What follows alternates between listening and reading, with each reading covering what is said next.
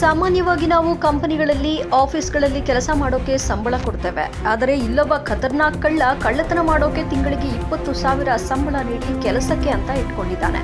ಅವನು ಯಾರು ಅಂತೀರಾ? ಬೆಂಗಳೂರು ಮೂಲದ ವೆಂಕಟೇಶ್ ಎನ್ನುವ ಈ ಐನಾತಿ ಕಳ್ಳನೇ ಈ ಕಂಪನಿಗೆ ಮಾಲೀಕ. ರಾಘವೇಂದ್ರ ಎಂಬ ವ್ಯಕ್ತಿಯನ್ನ ಕಳ್ಳತನದ ಕೆಲಸಕ್ಕೆ ಅಂತ ತಿಂಗಳಿಗೆ 20,000 ಸಂಬಳ ನೀಡಿ ಕೆಲಸಕ್ಕೆ ಇಟ್ಟುಕೊಂಡಿದ್ದಾನೆ. ಕೊರಟಗೆರೆ ಪೊಲೀಸ್ ಠಾಣೆಯಲ್ಲಿ ವಿನೇಶ್, ವೆಂಕಟೇಶ್ ಹಾಗೂ ರಾಘವೇಂದ್ರ ಎಂಬುವವರ ಮೇಲೆ ಈ ಬಗ್ಗೆ ಪ್ರಕರಣ ದಾಖಲಾಗಿದೆ.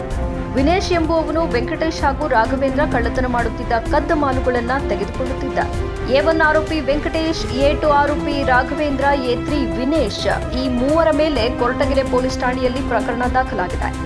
ರೈತರ ಬೋರ್ವೆಲ್ ಕೇಬಲ್ಗಳನ್ನು ಪ್ರತಿನಿತ್ಯ ರಾತ್ರಿ ಸಮಯದಲ್ಲಿ ಕಳ್ಳತನ ಮಾಡುತ್ತಿದ್ದ ಕಳ್ಳರ ಗ್ಯಾಂಗ್ ಈಗ ಪೊಲೀಸರ ಕೈ ಸೆರೆಯಾಗಿದೆ.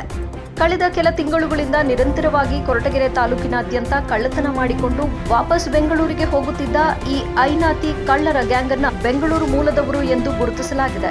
ಕಳೆದ ಕೆಲ ತಿಂಗಳುಗಳಿಂದ ನಿರಂತರವಾಗಿ ಕೊರಟಗೆರೆ ತಾಲೂಕಿನಾದ್ಯಂತ ಕಳ್ಳತನ ಮಾಡಿಕೊಂಡು ವಾಪಸ್ ಬೆಂಗಳೂರಿಗೆ ತೆರಳುತ್ತಿದ್ದ ಈ ಕಳ್ಳರ ಗ್ಯಾಂಗ್ ಬೆಂಗಳೂರು ಮೂಲದವರು ಎಂದು ತಿಳಿದು ಬಂದಿದೆ.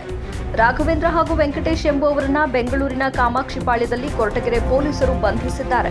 ಕಳೆದ ವಾರ ಕೊರಟಗೆರೆಯ ವಡ್ಡಗೆರೆ ಗ್ರಾಮ ಪಂಚಾಯಿತಿಯ ಸುತ್ತಮುತ್ತ ಹಳ್ಳಿಗಳಲ್ಲಿ ಕಳ್ಳತನ ಮಾಡಲು ಬಂದಾಗ ಕೆಲವು ಸಿಸಿಟಿವಿ ಕ್ಯಾಮೆರಾಗಳಲ್ಲಿ ಕಳ್ಳತನ ಮಾಡುವ ದೃಶ್ಯಗಳು ಸರಿಯಾಗಿವೆ. ಇಂಡಿಕಾ ಕಾರಿನ ನಂಬರ್ ಹಾಗೂ ಕಳ್ಳರ ಚಲನವಲನಗಳನ್ನು ಸಿಸಿಟಿವಿ ಕ್ಯಾಮೆರಾದಲ್ಲಿ ಗಮನಿಸಿ ಎಸ್ಪಿ ಅಶೋಕ್ ಅವರ ಮಾರ್ಗದರ್ಶನದಲ್ಲಿ ತಂಡ ರಚಿಸಿಕೊಂಡು ಕೊರಟಗೆರೆ ಸರ್ಕಲ್ ಇನ್ಸ್ಪೆಕ್ಟರ್ ಅನಿಲ್ ಹಾಗೂ ತಂಡ ಈ ಖತರ್ನಾಕ್ ಕಳ್ಳರನ್ನ ಬಂಧಿಸುವಲ್ಲಿ ಯಶಸ್ವಿಯಾಗಿದ್ದಾರೆ. ಕೊರಟಗೆರೆ ತಾಲೂಕಿನಾದ್ಯಂತ ಸುಮಾರು 3 ತಿಂಗಳಿಂದ ಬೋರ್ವೆಲ್ಗಳ ಕೇಬಲ್ಗಳನ್ನ ಕಟ್ ಮಾಡ್ತಾ ಇದ್ರು. ಕಾರಿನಲ್ಲಿ ಕಳ್ಳತನ ಮಾಡುತ್ತಿದ್ದ ಖತರ್ನಾಕ್ ಕಳ್ಳರನ್ನ ಬೆಂಗಳೂರಿನ ಕಾಮಾಕ್ಷಿಪಾಳ್ಯದಲ್ಲಿ ಬಂಧಿಸುವಲ್ಲಿ ಯಶಸ್ವಿಯಾಗಿದ್ದಾರೆ ಕೊರಟಗೆರೆ ಪೊಲೀಸರು. ಇವರಿಂದ ಒಂದು ಇಂಡಿಕಾ ಕಾರ್ ಹಾಗೂ ಕಳ್ಳತನ ಮಾಡಿದ ಕೇಬಲ್ಗಳನ್ನ ವಶಪಡಿಸಿಕೊಂಡು ಹೆಚ್ಚಿನ ತನಿಖೆಯನ್ನ ನಡೆಸಲಾಗುತ್ತಿದೆ ಎಂದು ಪೊಲೀಸ್ ಮೂಲಗಳು ತಿಳಿಸಿವೆ. ಇನ್ನು ಖತರ್ನಾಕ್ ಕಳ್ಳರನ್ನ ಬಂಧಿಸುವಲ್ಲಿ ಯಶಸ್ವಿಯಾದ ಕೊರಟಗೆರೆ ಪೊಲೀಸ್ ವೃತ್ತ ನಿರೀಕ್ಷಕರಾದ Anil, PSI Manjunath, PC Mohan, Doddalingaiah, HS ಸಂಜೀವರಾಜು ಇವರಿಗೆ ಮೇಲಾಧಿಕಾರಿಗಳು ಪ್ರಶಂಸೆ ವ್ಯಕ್ತಪಡಿಸಿದ್ದಾರೆ.